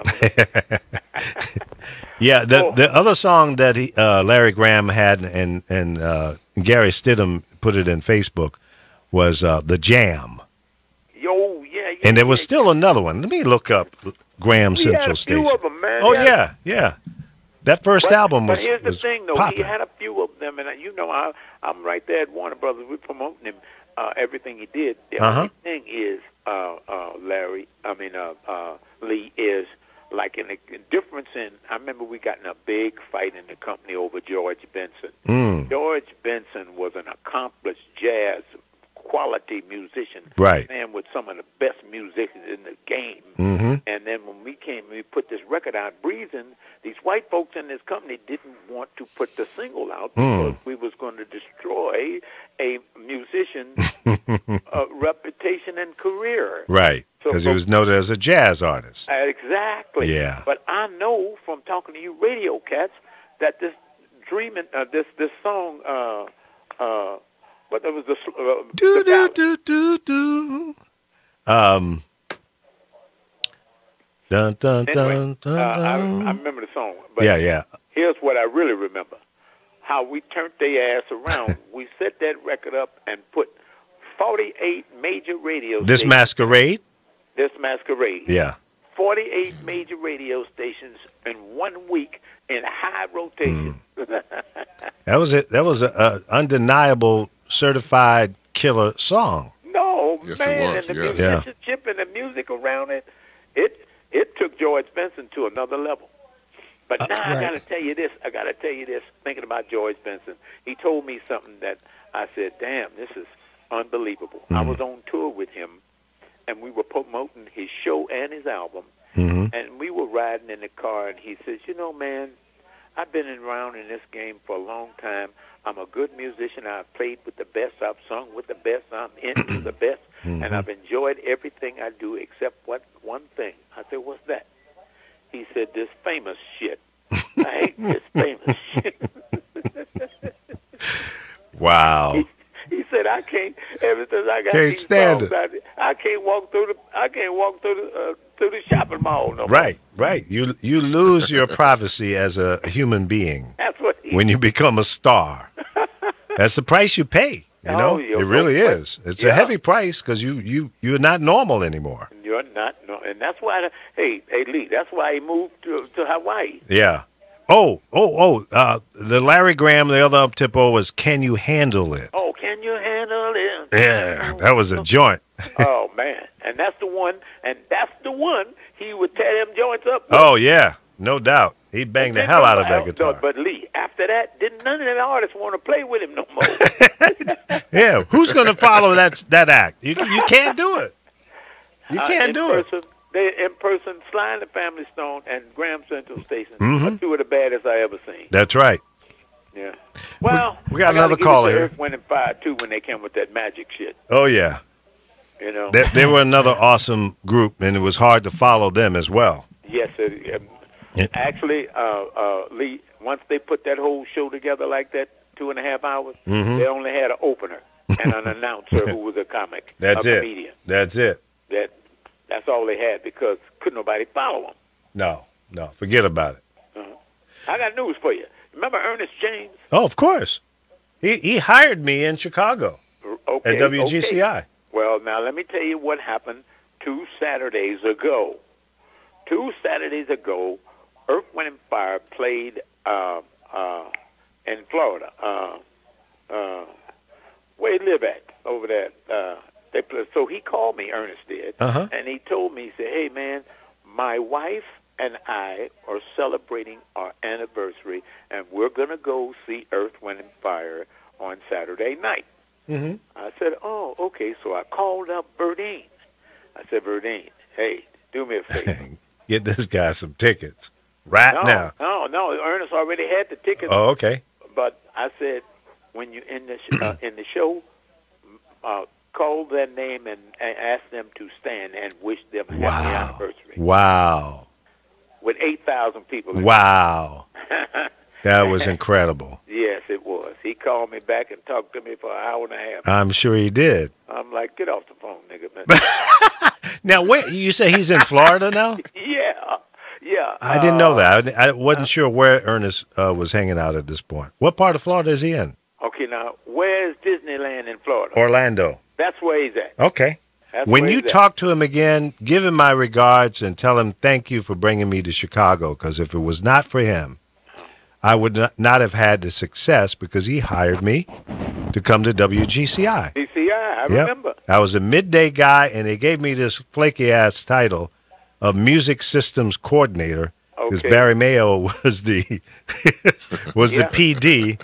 Yeah, it was his second job as a program director. He had worked in Little Rock, Arkansas. Right, and Ernest brought him to Chicago. That's right. And he was still, green under the ears. The next time I talk to him, which is, we don't talk every week, but I do talk to him every now and then. Okay. And we maintain a good relationship. I'm going to give him your phone number. Please do. Because, let me tell you something. Now, I can say it now because it's 40 years ago. I can say it now. Ernest was running WGCI before you were. That's right. He brought you there. Yep. And Ernest, check this shit.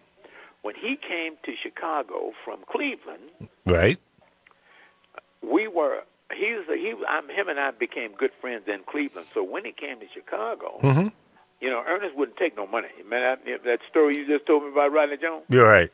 Ernest wouldn't take no money. Oh, no, he was a clean guy. He's clean cut, clean cut. Yep. So check this shit. He's looking for some place to live. So me and him went down on Lakeshore Drive and to a some kind of thing they was having down there. Mhm. And there was a sign there, it was condominiums for sale. We go over there and look at the condominiums, and he looks at this condominium. I was with him. He loves it. He said, man, I wish I could afford this. This is really, oh, man, it's nice. And the condominium cost $30,000. So People pay that a month out here in California. yeah, but $30,000 back Yeah. then in Chicago was a lot of money, man. yeah, good money. Yeah, absolutely. Yeah, well, you can get a damn nice house out there in Olympia Fields right now for about $300,000. Would be $3 million, $4 million Wow, here. that's right. Okay, so let me tell you what I did. So the man took his name. I said, give me that phone number and all that shit. So the guy, who was selling the condominium, took all the information, and then we left. And Ernest he was living in over there where they got those unique homes. I'll think of it in a minute. Right there, not too far from the radio station. So anyway, I go back and see the guy, and I give the guy $10,000. Mm-hmm. I said, call Ernest and tell him to come over here and talk to him and tell him that he's just bought this condominium. Wow. So because he wouldn't take no money to son from. Tight butt, So huh? I sent him over there, and the guy told him, your down payment's already here. Sign the papers, man. Wow. Too funny. And he wouldn't, and the guy wouldn't tell him who gave him the money. Right. So Perfect. So Ernest went back. When we made the deal, Ernest was before we moved in. Though I told him, I said, "Ain't nothing you can do about it. Don't nobody know about this but me and you and God." Uh-huh. But I put the down payment down there for you. Uh-huh.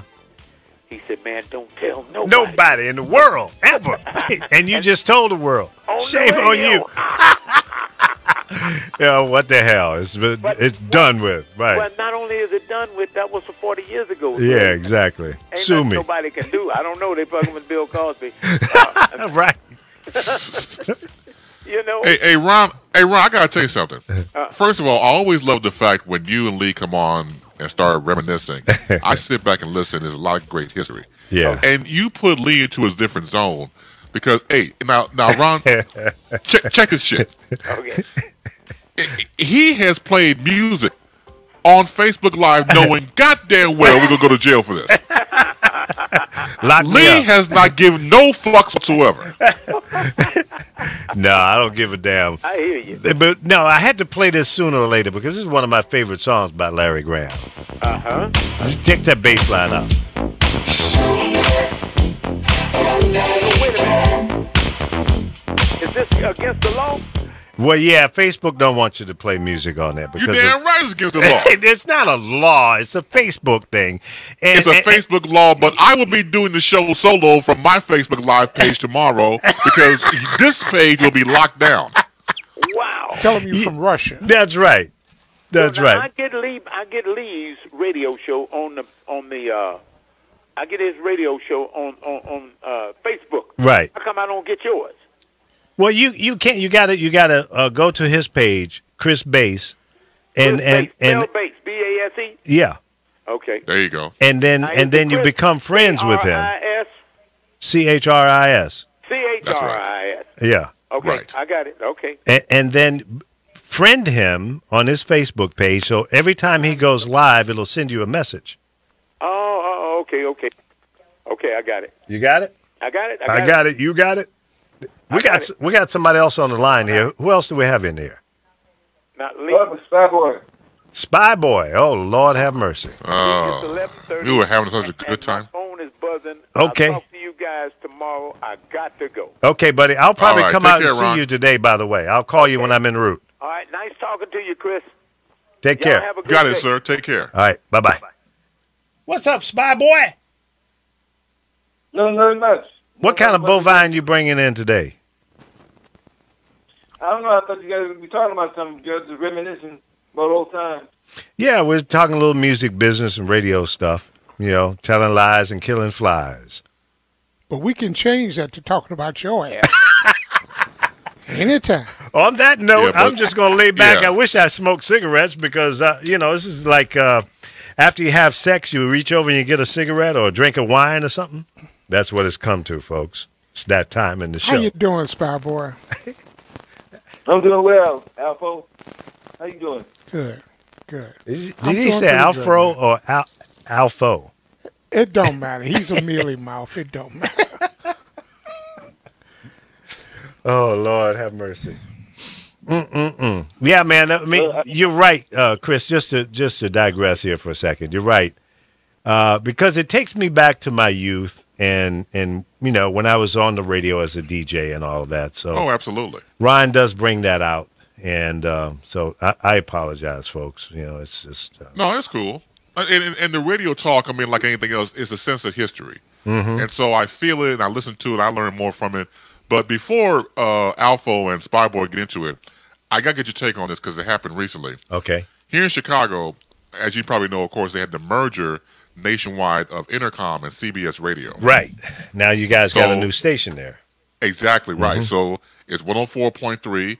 It goes back to 90s R&B. And it took over from the former station K-Hits Right. here in Chicago. And people who I know already are already on board. They love it. But here's the caveat. They want to change the call letters to WBMX. That's right. They're bringing back the old call letters of once was 40 years ago. Now, the being station from that the I original programmed. BMX, exactly. Your take on this, sir. Well, what do you think about that? Well, two things. It's an honor to see the call letters come back to where it once started. And in fact, Ernest James also programmed that radio station, the general manager that hired me at WGCI. So there were a lot of great programmers that preceded me. BMX became, I guess, more of a household word once we moved it from, because it was kind of a jazz flavor, laid back, and I made it a little more contemporary, under my regime. And the station really had a lot of success, made a lot of money.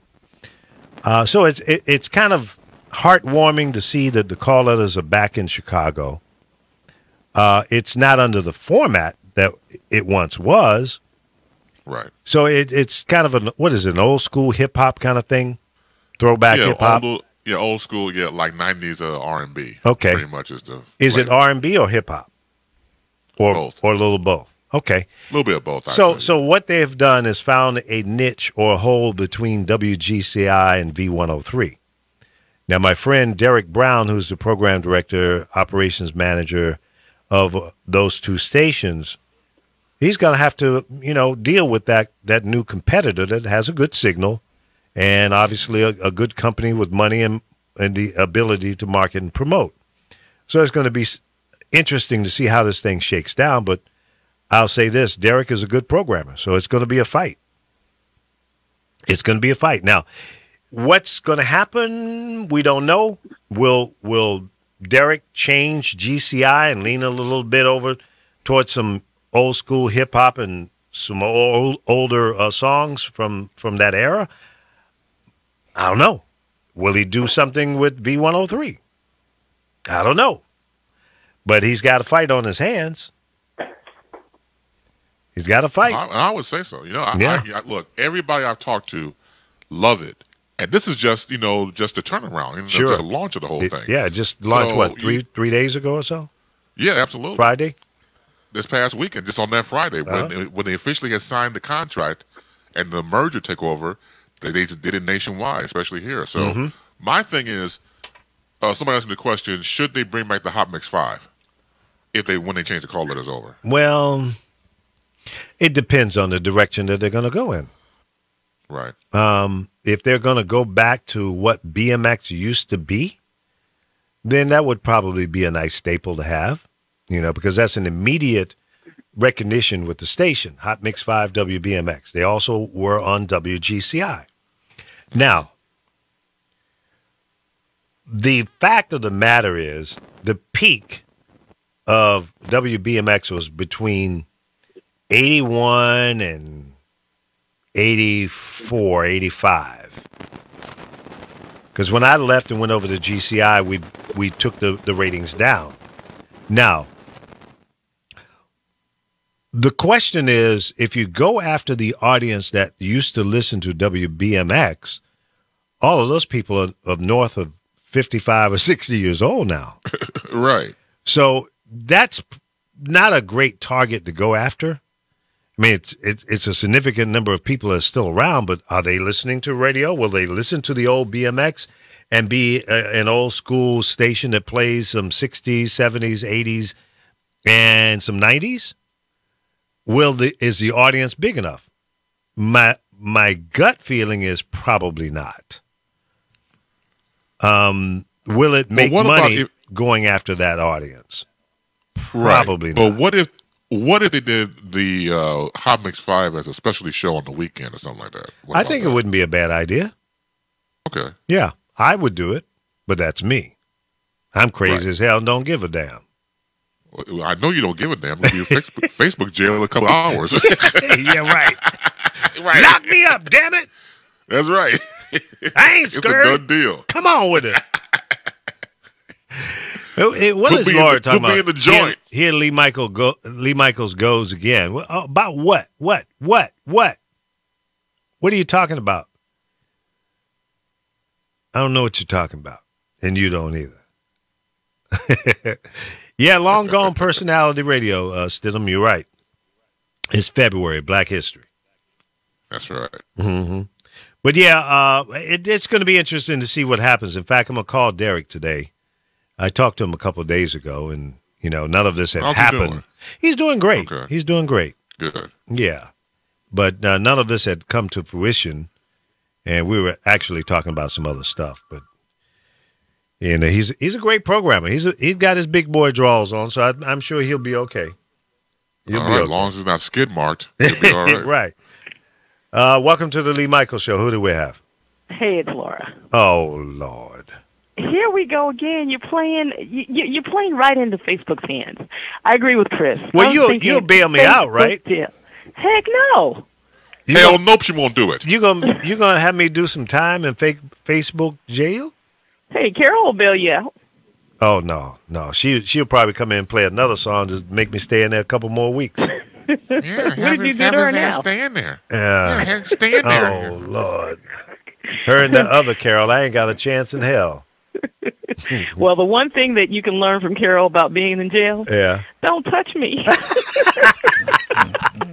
Wait, no, don't do that. That's don't. Jacked up, man. That's jacked up. You're right, though. Oh, boy. Oh, God. Keep your hands Enjoying to the yourself. music, though. Yeah. Enjoying the music. Yeah. Really good. A little slide, a little Larry Graham. Can't go wrong with that stuff. Come on. That's all right there. Yeah, man. Yeah. So how you doing? You guys enjoying? I'm good. Just wrapping up some stuff, about to go to the doctor. Oh, okay. They're going to keep you, lock you up in hospital or what? What are we doing? No. Just some checkup stuff? Just checkup, regular checkup. Regular checkup? So you're going to go see your OBGYN? No, that's on December 15th. Oh, okay. All right. Yeah. She's going to lay down on the couch. Yeah. I'm going to lay down on the couch. Go see the shrink. Yes. Tell me more about your mother. Yeah. My dad used to tell, he always wanted me to be a doctor. He says, son, you should be a doctor. Go be one of those OBGYNs. A lot of openings in that field. Lots of openings. I didn't understand. When you're 13 years old, you don't know. You have no idea what he's saying, but he was quite a comedian, obviously. You're going to burn it. Not only that, Alpha, but he just sent an invitation to Apollo to pop up on the air. Oh, you're probably right. I'm sorry. He can't be too far behind. Right? Exactly. Yeah. It's Madness Monday on the Lee Michaels Show with Carol and you guys. Yeah, Apollo the cast of too characters. Far back. So, what are your plans for Thanksgiving? Are you doing dinner at your house and having the dysfunctional family members come over? Clearly, you're talking to Chris. No, I was talking to you. Laura. I know damn well Chris ain't cooking shit. Okay, so he's You gonna got put that his right. feet under the table, but he ain't cooking nothing. That's terrible. That's how you do it. Yeah, I probably won't cook this year. No. Nah. You No? know, we've got to, I've got a 98-year-old aunt that I take care of, and I've got an Okay. uncle who is not doing well, so I think we're going to have everything catered. Oh, nice. Yeah. That's yeah, cool. Come those on. are those are Come nice. on, yeah. Laura. Come on. Hey, it's real. Yeah. You got to put some dressing and turkey together. Nah, you know Some what? cornbread I'm- dressing. Yeah. You know, if I do anything, I'll do some vegan dishes, some vegetarian and vegan Some- dishes. some who? I vegetarian or vegan dishes. Yeah, don't invite me. Vegetarian. Ah. Why don't Yeah. you just get a shovel and go out in the backyard and shovel some dirt and grass up? Oh, yeah. Put it Jesus. in the fryer. And, I mean, the sweet come potatoes. on. Who does that on They're vegetarian Thanksgiving? because they'll have butter in them. Well, I don't. You know, if I do that, and I'm the not macaroni and coming. cheese will be vegetarian because it'll They'll have have butter dairy in in it. I'm not coming to your house. Yeah. That's okay. I didn't invite you anyway. Oh, that's I crash. You ain't got to invite me. I just show the hell up. So what y'all doing? What's going up in here? What state are you in, Laura? I'm in Chicago, Illinois, Alpha. She's right Oh, down the Hell, street. I got to move.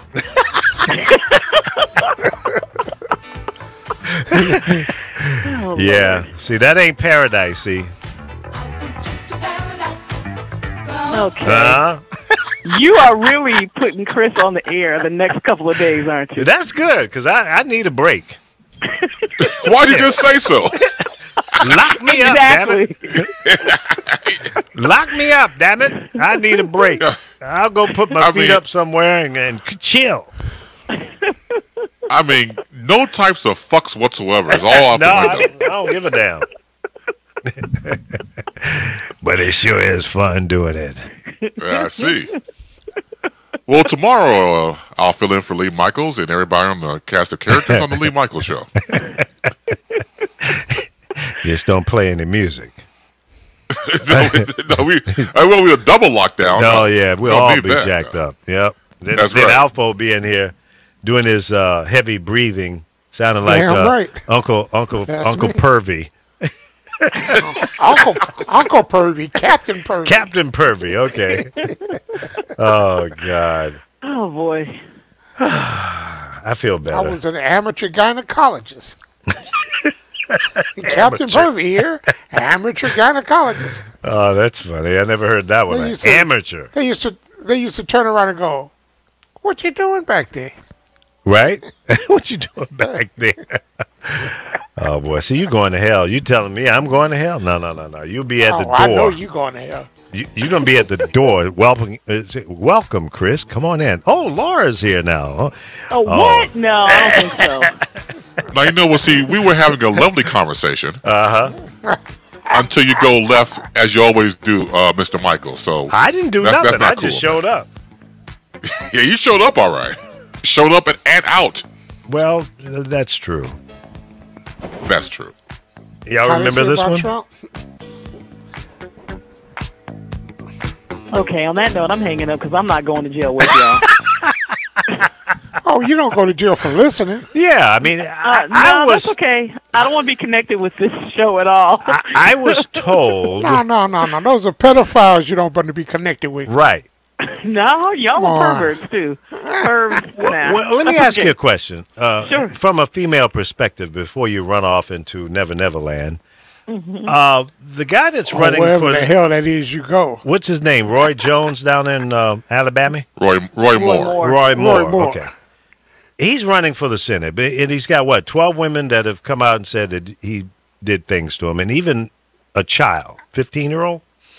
14. And then you've got the other senator that tongue kissed a woman.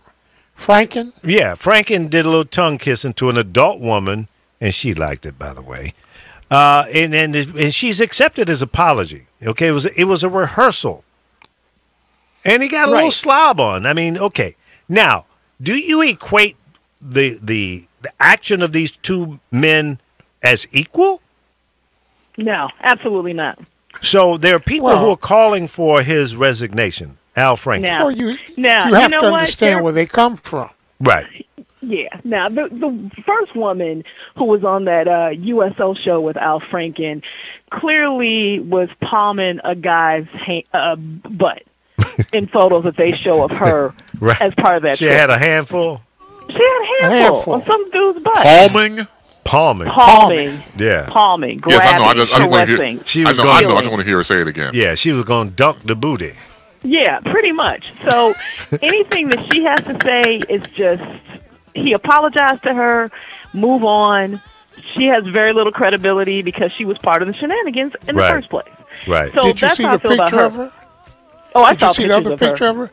With Yeah. with the half-cut shirt off, titties forever, and I she didn't was see just that prancing awful, around but okay. all the men soldiers. Right. I missed Oh, that boy. picture. No, I missed that one too. Gee. And I'm not saying that women don't have a right to wear what we want to wear Right. in terms of dressing, but I just think on some level it's hypocritical for her to try to out Al Franken when she's part of the shenanigans, period. Well, Well, of course, there's that picture where he's mugging for the camera as he's, come on. yeah, I think that's a little over the top. I'm not making excuses for anyone's bad behavior. You don't have to And it make was excuses. poor judgment for him to tongue the lady, but maybe she, I'd have tongued her too. Twice. twice. He'd still be tonguing her. I'd Yeah. still be tonguing. Right. Well, we'll see what happens. But I think, the guy came out, he admitted it, and he owned up to it, and he says, I'm sorry, and she accepted his apology. And now it's time to about digging that moveon.org. It's time to move on. Now, this pedophile down in Alabama, no, he should be nowhere near any children. He was banned from a mall. Because, hey, little girl, come here. Come sit on Santa Claus' knee. Well, you don't look like Santa to me. He's much a for the little pervert. one? Yeah. How much for the little one? That's sick, man. That's really sick. And he's lucky that he didn't approach my daughter because he'd be dead man walking right about now. I wouldn't stand for that at all. Not at But all. remember, he got permission from their mamas. Yeah, exactly. Because there were women And that have have you been seen his interviewed saying wife? it was standard procedure back in the day. Have you seen his wife? No, I have not. He has to be 20 years her senior. Oh, boy. So was she Wow. 8, 9 years old? Ooh. Ooh. Come on, Well, the man you trolls know. the Possibly. I kitty thought about park. that too, Alpha. Yeah. I mean, have you seen her? Yeah, I saw her. She's really young. And tell me something. I just want a woman's perspective. Mm-hmm.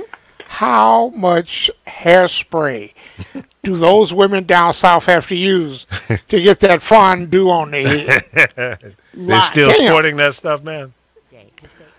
Man, I ain't never seen so much big hair.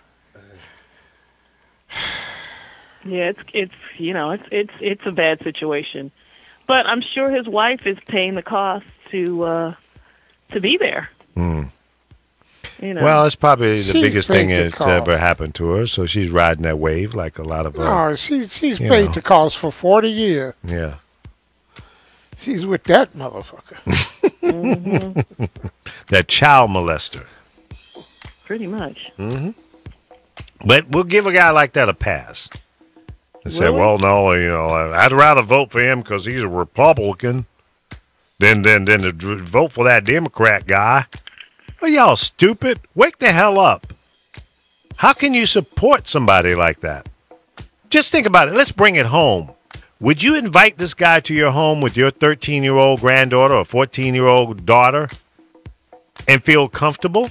That's the litmus test right there, folks. Come on. Wake up and stop being stupid. Yeah. You have to personalize it. Like you said, would it be the same if you invited, them to your house? You have a daughter or a cousin or someone of a certain age that's younger. Would that be all right with you? Like, I remember Exactly. reading the transcript, and they had a news story about it, too. One of the ladies that come forward to tell the tale of when Roy Moore called her high school, and she comes to the principal's office. She goes to the office and gets the call. He asks her, what are you doing? And her response was, I was in trigonometry. She was in trig. Lord have mercy. You know what I'm saying? You can't get more connection than that of somebody young in high school. That's going to be their answer. Wow.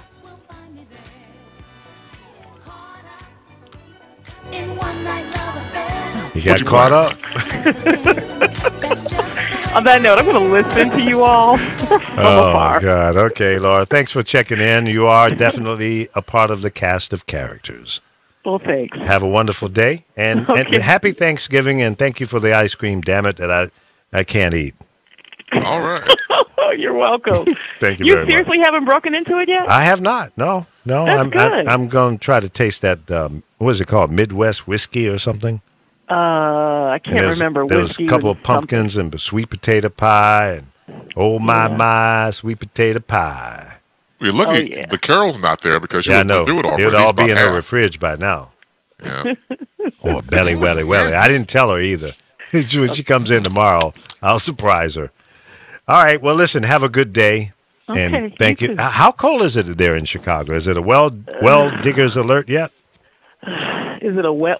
Digger? What? A well diggers alert. When it's so What does that cold, the mean? well diggers don't come out? Oh, I've never heard of that. You know, it was really cold this morning, about 30 something, but No. now it's 51 degrees out there. Ooh, so. heat wave. Heat Skinny wave, dipping. Yeah. Well, not quite. All right. Have a good one. Okay, you Don't all get too. none on you. All right. Take care, All Laura. right. Or something. Or something. Something. Man, because the Carol was there. Like, this shit tastes good. I never had no sweet potato pie. Ice cream. Got whiskey out of it? Oh, Spy I'm getting boy. drunk. Spy boy, hang up and call back. Because you're on the funky line. But yeah, that's Laura Rice. She does a show here on the Power of Voices. Well, she used to. I mean, she hasn't done a show in so long. She's now like, She hasn't? she's like an oldie but goodie. Oh, okay. Yeah, it's like, she's not even in the recurrent category anymore. She's like oldies. Jeez. Old man. She gotta start doing some, I know she got to start doing some new programming. Yeah, new man. shows. I don't know. You know, that's, I don't know what's up with her. Gotta All right, get Spy back boy, on you track. back? Yeah, it's Laura Rice. Oh. Not Spy Boy. Oh. Thanks for dogging me out about my show. My show will be back Yeah, after right. December 2nd. Mhm, You know I have a project that I'm working Yeah, on. yeah, right. You know I have a Sure. project. Yeah, right. Okay. Yeah, you're right. I've heard that. I've been be back, hearing that people. for months. I'll be back. I'll be back. I'll be back. I'll Okay. be back. All right, we're looking forward to it. What'd you say, Okay. December 2nd? After After December after 2nd. After, okay, I was getting So ready to that say. could be January 1st or 15th. Right, that will It count. won't. Yeah, right. Okay, let me just put it out on the air. Uh-huh. Here we go, Lee. Uh-huh. So I finish up a project on Saturday, December 2nd. Lee and I will go back to recording on the 7th. You all will have fresh new shows on the 11th. How's that? December 11th. December Okay. 11th. Yeah. Of this year, Monday. 2017. Okay. Yeah, All right. We're going to write this down and Write mark it down. Engrave it in stone, but don't believe it. All right. I hate you all. All right. Monday, Yeah, December right. 11th, 2017. That's what she said last night. Full Okay, body on that note, I freaking- must go. For real. Bye. All right. Okay, take care. Yeah. She called back to tell a lie. I can't believe she did that. Ain't that sick? Oh, That's twisted. sick behavior. Twisted. It ain't going to happen. Yeah, no, I know. I'm not even gonna, write it in my calendar. Right. So I'm where ill. you going to the 11th, Lee? Where am I going? What? Where are you going until the 11th? I'm not going anywhere. I'll be right here. Oh, okay. Because I didn't know I had to put it on mute because my neighbor is going through a Oh, real problem. No, They that- found her on the floor in the basement. oh no, really? Man, She okay or no? well, so you don't know if she's going to make it or not. She's in the hospital now. Oh boy. Can't nobody find nobody. Can't nobody find her next of kin or nothing. They just found her? About 3 hours ago or something like that. And the killer's part about it, the crossing guard, when she's out there the woman comes out of the house every day to go to catch a bus and go to the mall to walk. Mm-hmm. And she didn't. And she alerted the police. The back door was unlocked. So when they went in, they found her on the floor. And we were trying to get in touch with her brother, her daughter, her granddaughter, somebody. Somebody, yeah. That's a damn shame. Oh, man. Sorry to hear that. See, you guys, I'm sure you heard that Manson died, huh? Who? Manson. Nobody give a damn Right, about well, Charlie. That's why I didn't bring it up, but I just thought I'd throw that in there. Well, you just brought it up. I Lee. know. I didn't want it to be said that Lee Michaels didn't bring up, Here's a big mixing bowl. Pee in it, okay? And I'll put some cereal on top of it. What is wrong? I'm playing this song for Laura Rice. It's Raining Men from the Weather Girls, a.k.a. 2 Tons of Fun. Or 3 or 4, maybe. I don't know. It's rising. I'm just getting low. How low, girl? Oh, yeah, anyway, so much for that. Thank you. I know, the devil Oh, is in that's me nice. today. Go Yeah. to jail for that song. 2 tons of fun. That's all right. You remember the group? They used to sing behind Sylvester. That was the background singers, and then it became out on their own as 2 Tons of Fun. And then they. Well, how did you know they were behind you? Well, you couldn't miss them. Right, I'm That's hip. what I mean. Yeah, it's big girls, and they could sing. They could sing their ass off while we bull jiving. But That's a That's a lot lot of of ass. singing. Yeah, that's a lot of asses. they can sing. Man, if Sylvester had stood next to them, they'll probably make the number 100. Yeah, that'll be about right. Or 800. Something. Yeah, that's true.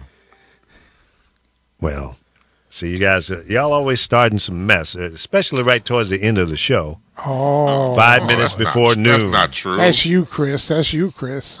No, don't throw me under the bus. Hell no. This bovine started way before 5 minutes at the end of the program.